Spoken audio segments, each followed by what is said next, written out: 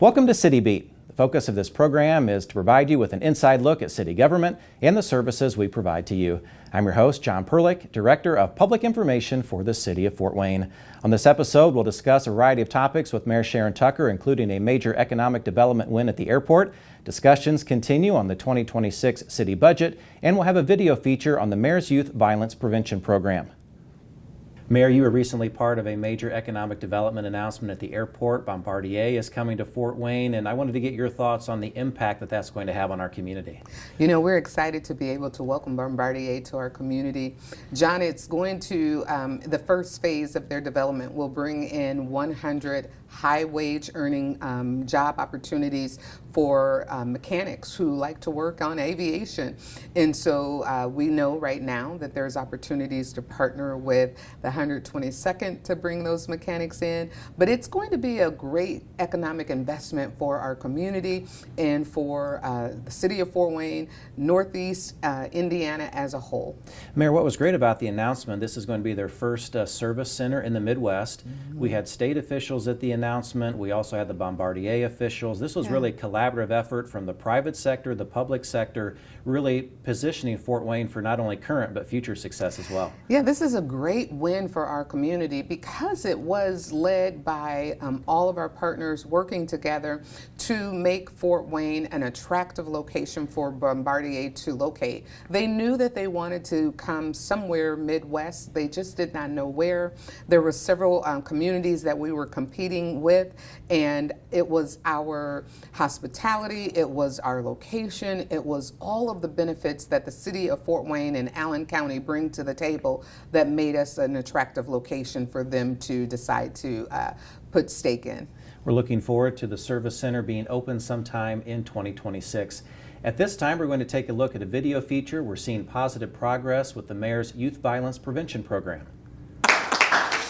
Listen, we are here today because it is the important next step to reducing youth violence. In August, I announced that we were going to be, I announced the program for youth violence, and we called it our Youth Violence Prevention Program. And it was designed to be able to help protect our city and find ways to be able to bring our youth in and bring their voices into the conversation to help reduce youth violence. And one of the key pillars to that program had to do with micro grants and giving out micro grants to individuals, local organizations, non-for-profits that were helping our teens to reduce violence. And so today we stand before you with several groups that we will announce as our first winners of the micro grants. Each individual group could apply for up to $10,000, and we are happy to announce that today we will be funding $77,355 in micro grants. Let's give it up for these groups.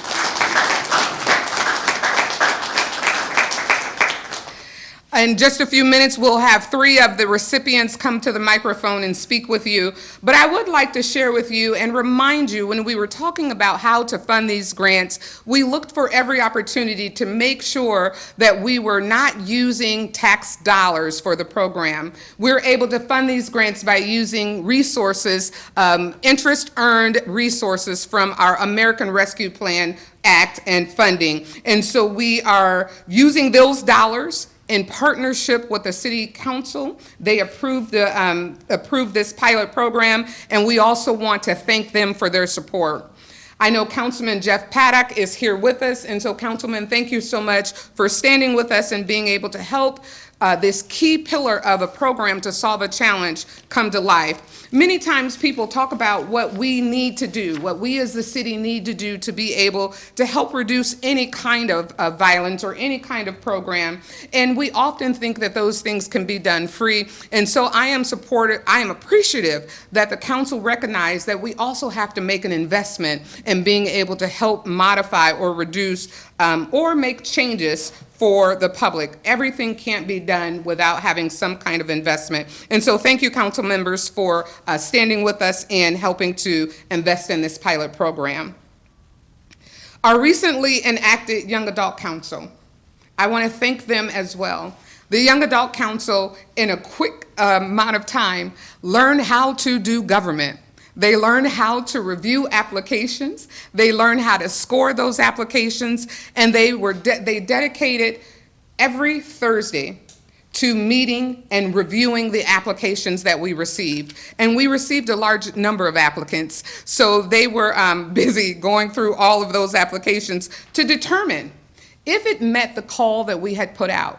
How will this group be able to impact young people? What exposures will they receive from being able to fund the program? And how would they be able to make a positive difference in a young person's life?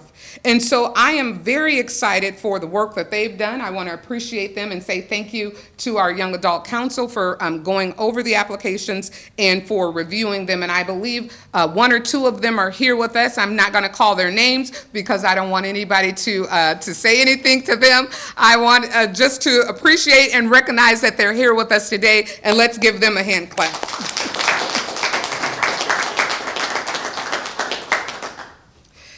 And now, we are going to notify you of the individual groups and organizations that won or that are a part of. I don't want to say one, because we will have a second round coming out, but our first recipients that will be funded to help make a difference for our youth violence prevention program will be Fort Land, Hooley Family Farms LLC, Res Life. Come on in here, Res, and join us. Res Life, Fort Wayne United, Building Queens Mentoring, Inc., Crew Life, Inc., Building Kings Mentoring Group, Inc., A Norman Perspective, LLC, Pilgrims Progress Community Development Corporation, and the Bloom Project. We're super excited to be able to fund all of these organizations, and let's give them another round of applause.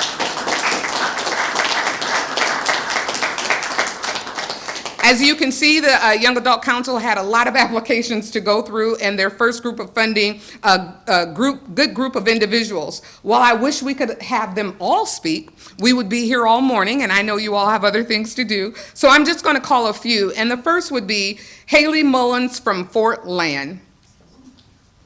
Thank you. Hi, I'm Haley, the director of Fort Land. Our program is Gaming for Good.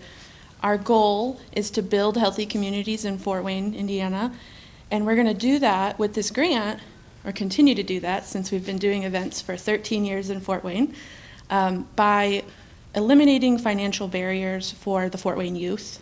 We're going to allow kids from all over the city to come into our gaming events, experience, like, obviously fun gaming. They're going to experience tech mentors and professionals in our staff and in our community, be able to learn about STEM and STEAM and different ways that we have a lot of programming, so there's a whole lot to go into.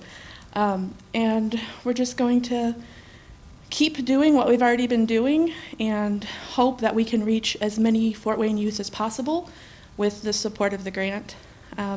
We do have an event this weekend at the Grand Wayne Center, so I encourage any youth to come out and check it out, and then eventually we'll be able to use this grant and get you in and waive financial barriers for you. So, thank you.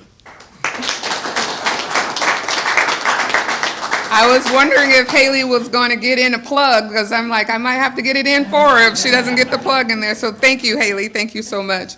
Next, we'll hear from Corey Hooley with Hooley Family Farms.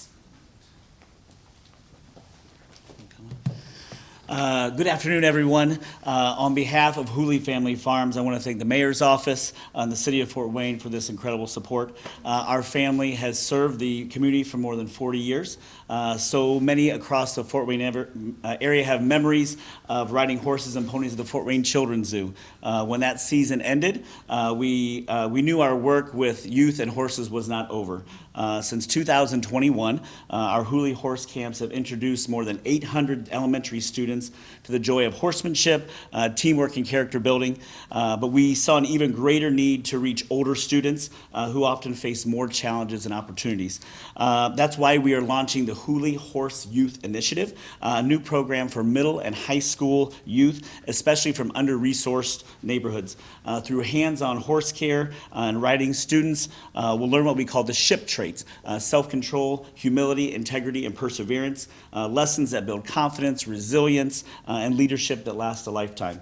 This grant allows us to remove financial barriers and open the barn doors wider, ensuring youth have a chance to grow through these life-changing encounters with horses. Thank you for believing in this vision and investing in the next generation of Fort Wayne's youth.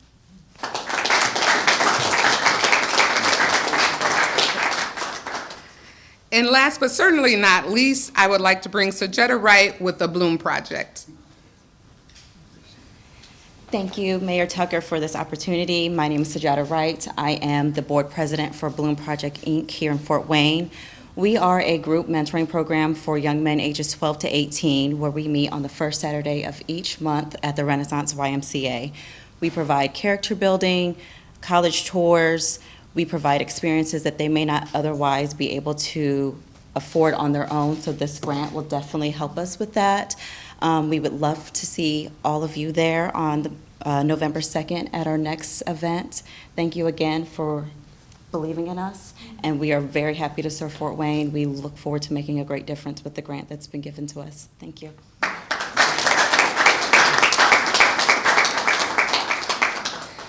As I mentioned before, we have several people who it's on this board here that will be awarded today. And while only 3 of them spoke, I think it's important that you know this. Every single group that's standing behind us touches the lives of young people positively. Some have formed new programs, some are existing programs that will get an opportunity to expand. The work that they're doing is very important in our community, and they need your support. While the city is able to give them the micro grants, their work goes well beyond all of the resources that we will be giving to them. So I would ask anybody that has the question, how can I help? What can we do to help make a difference? The first thing is to help fund the programs that they're doing. The second thing is to volunteer. They need volunteers, whether it's Fort Wayne United, who has the late night basketball, or whether it's Crew Life that are teaching children principles of life. They need volunteers. Please find yourself finding a way to be able to help these groups of individuals help our kids. And thank you so much for being here with us today. We will all be Mayor, as we saw in that video, it was so encouraging to see all of our partners who are going to be part of the microgrant process, and there's a lot of diversity, and I know that was important to you. And describe the significance moving forward with this plan. You know, John, crime happens throughout the entire city. It also happens for young people throughout the entire city. And so it was a tremendous focus for us to make sure that we are giving everyone an opportunity to be able to help solve the challenges of youth violence. And so the Youth Violence Prevention Program, the micro grants that we awarded, are focused on making sure that we provide exposure for young adults to be able to see and experience different things in the city of Fort Wayne, thereby providing them with different outlets for their pent-up tension, their anger. Maybe instead of looking to violence, they will look at riding a horse at Hooley Farms, taking care of a horse, caring for an animal. It's an outlet for young adults to look at different opportunities to release their pressures. And we're excited that we have so many partners in the city of Fort Wayne that wanted to be able to come and help solve the challenge, help address the needs for our young people by providing them opportunity. Mayor, you've really been able to make a lot of progress under your leadership with this plan. We had the Mayor's Youth Engagement Council have a public forum for young people. We have Lewis King on board now, working with you and the police department on different priorities, in addition to the micro grants. What has this meant to you as this program progresses? You know, for me, it is a answer to concerns for our community. When we had our incidents of youth violence downtown, you know, it's concerning. We want every young person to be able to go home. We don't want to lose another young person to the correctional system or to the grave site or graveyard. And so being able to help address those concerns are important to me. But even more important is listening to our young people, having their voices heard, giving them an opportunity to not only be heard but to be seen, and making sure that we do more than just talk. Let's put action to that talk. Let's look for solutions and opportunities to work together to be able to help understand and reduce the pressures that they are under as young people. And a way that city government can help and get involved in that is by creating opportunities for them to be able to voice their concerns, like you saw at the panels, and then creating opportunities to be able to expand the work that non-for-profits are currently doing, as you see through the micro grants. And then in terms of Mr. King, his role will be to bridge the gap between the community and the police. Our police officers are our neighbors as well. And many times people look at them as authoritative figure that doesn't have concern or feelings. And our police care for our community. That's why they do the work that they do. And Mr. King will be vital in helping the public and police understand and bridge that relationship. Mayor, at the time of this taping, we are a little over a week away from City Council giving final approval to the 2026 city budget. It's a little over $244 million. Tell us about how you think the process has gone thus far, and what do you hope will happen ultimately with the passage of the budget? You know, John, I heard Val, the deputy controller, say a week or so ago that this is one of the hardest budgets that she's had to work on because of some of the changes that we're experiencing from SB1. Up until this point, I believe that the budget conversations have been very cordial. Their council has asked some really pointed questions, and we've been able to provide insight as to what we are doing with the questions that they ask. Overall, for me, it is very important that we continue the positive momentum that we have for the city of Fort Wayne, fastest growing city in the Midwest. So many other accolades that we've received in our community that we want to make sure that we continue to see that growth. And so while we may have a deficit in the budget, we have to continue growing our city and expanding our tax base so that we can continue seeing the revenues that we need to keep the best city working the way that we have. And that is by building our community. Mayor, with that deficit you referenced, that being a direct result of the Senate Bill 1 impact, which will continue to be discussed. But what I like about the budget is the emphasis continuing on public safety, neighborhood infrastructure, and parks. Why did you want to continue that process? You know, those are the amenities that as a community we have come to not only appreciate, we've come to expect, and those are also the very same amenities that welcome and attract other individuals to come to live in the city of Fort Wayne, and that are attractive to businesses that want to locate in the city of Fort Wayne. It is the positive growth, it's the positive momentum, it's the parks, it's the streets, it's the all of those positives that bring in additional people into the city of Fort Wayne. And so we have to continue to invest in that. Neighborhoods, we need to invest in growing neighborhoods. Our park system, we have to continue investing in the park system so that we can continue growing our city. And then last but not least, we want to make sure that we're being good stewards of our infrastructure. And so investing into our public works systems, our infrastructure is vital in keeping our city thriving the way that we've become accustomed to it. As we finish out this month's City Beat, we're going to take a look at a video feature of a ribbon cutting ceremony for the completion of the Parnell Avenue Bridge project. Good morning and welcome everybody to the new and improved Parnell Avenue Bridge. Thank you all for coming. My name is Patrick Zaharico and I'm your city engineer in Public Works Division of Fort Wayne.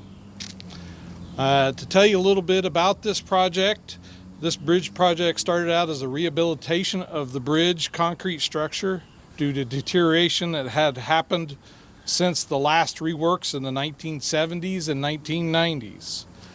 Over many decades, the bridge had deteriorated both on the deck and the underside. The lane configuration was not effective for both vehicle and pedestrians and bicyclists, and we wanted to fix that. So this did not help with the ease of access to the park, the Memorial Coliseum, the schools in the area, or the neighborhoods. So we undertook the task of rehabilitating the bridge to meet current standards for both traffic and pedestrians, as well as meet the needs by changing the traffic lane configurations and creating trail crossing on one side of the bridge. The project also addressed ADA needs by redoing the ramps, and there is a follow-on project that's going to happen along St. Joe River Boulevard to add pedestrian connection all the way down to Anthony. So this will vastly improve the connections for everybody to use. We wanted to make sure that the bridge rehabilitation was such that the neighborhood could take pride in the area that this bridge serves and help meet the vision of the city for enhancing the quality of life for all by improving safety for all while extending the longevity of the bridge and the city's infrastructure so that we can take pride in what we have here in the city. So today we're here to celebrate the reopening of the bridge, and with that I want to turn it over to the Honorable Mayor Sharon Tucker. Thank you. Thank you, Patrick. Well, how exciting is this? You know, you never realize how often you use any street, road, or bridge until it's closed down. Yeah. And I can tell you firsthand, we received a lot of phone calls wanting to know, when will the bridge open? When will the bridge open? Some wanted to know if it would be open for the Labor Day parades that were going to take place, and we had to say, unfortunately not. Others wanted to know if it would be open for Johnny Appleseed. And guess what? It's going to be open for Johnny Appleseed. This is a $2.68 million investment in our community, in our roadways, and making sure that we are keeping our community safe and that we are also keeping our community connected. This is one of the many and most important ways to travel from central Fort Wayne to northern Fort Wayne through Parnell Street, and the Parnell Bridge is an important access way. And while we absolutely wanted to make sure that we keep the street open, it was even more important that we have a safe bridge for you to travel. So this bridge will be here for the next 50 plus years, safe because of the investment that we have put in it as a community and because of the work of our many partners out there that have helped to make this bridge able to be commuted over safely. And I also want to say that it also opens up the River Greenway for our people who love our River Greenway trails. That is now also a safe way to commute and travel. So we have a few more people that will speak after me, but I am excited and I am proud to say that after today, the Parnell Bridge will be open for those to commute back and forth through our city without hesitation or reservation. And listen, you now can say that we have invested into the health, safety of our community because of this bridge. Thank you all so much for being here with us. Thank you to the team who has made this happen, and I'll turn it back over to you, Patrick. Thank you, Mayor. Now we're going to hear a few words from Matthew Kono, the Chief Advancement Officer at Concordia Lutheran School. Thank you. Thank you, Patrick. Thank you, Madam Mayor, and thank you, the people behind me that made it happen.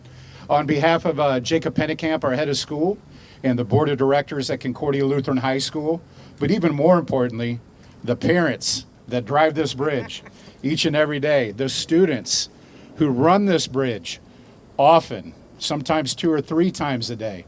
We cannot begin to thank you enough for investing not only in the quality of life of the North Anthony neighborhoods, but also the safety and security. Obviously, those are terms that are important, probably the most important thing after education for a high school. On a personal note, in the last century, I ran on this bridge. And so to see the investment that our city has made, the care and the intentionality that they've put into investing in this neighborhood, we could not be more pleased. So thank you very much. On behalf of Concordia Lutheran High School, job well done. Thank you so much. Thank you very much, Matthew. Now, also to speak a few words is Melanie Carney, the General Manager at Memorial Coliseum. Thank you, Patrick. It is lovely to be here today. Most people don't know that I moved here 3 years ago.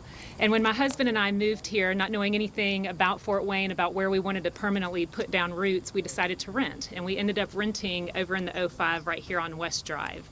And like most people, when they move to a new area, they heavily rely on their cell phone on how to get around. And so the first week, my app had me going up South Anthony and down Coliseum to get to Coliseum. And that first weekend, my husband and I started driving the neighborhood over here, and I was overjoyed to find this bridge, as small and mighty as it was, because it was a direct route. And what I started to realize when this bridge shut down and when I knew we were getting ready to reopen it, is I started thinking about all of the times I had to utilize it. And what I realized is that it was the starting point of every day of things that had yet to come, whether we were hosting concerts or family shows, hockey games, basketball games. It was the starting point. And for me, it was the ending point and a recognition of getting to go home to family and a community that I have grown to love.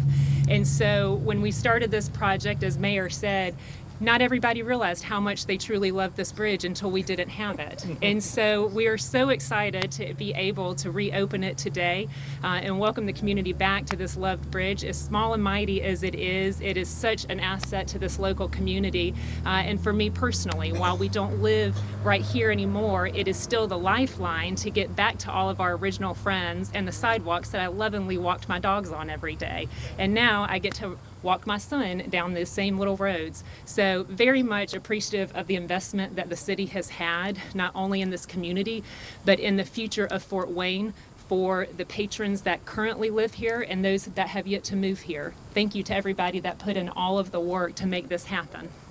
Patrick, I'll give it to you to closing remarks. Thank you very much, Melanie. Yes. We want to thank everybody that's been a part of this project. I want to especially thank my project manager, Gary Maines, who oversaw the actual construction process.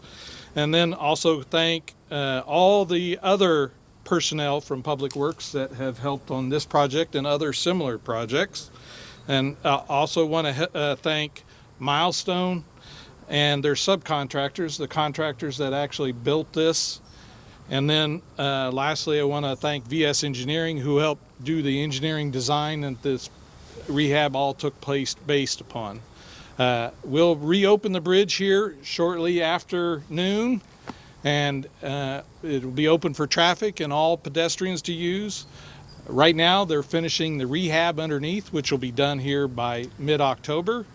But everybody can enjoy this, and everybody come out for the Johnny Appleseed Festival this weekend. I think with that, I want to thank everybody. And now let's make this official and do some ribbon cutting. Thank you for watching City Beat. If you would like to learn more about the City of Fort Wayne, please visit us online at cityoffortwayne.org. And we're also active on a number of social media platforms, including Facebook, X, and Instagram. I'm your host, John Perlich, Director of Public Information for the City of Fort Wayne, and we'll look forward to seeing you again next time.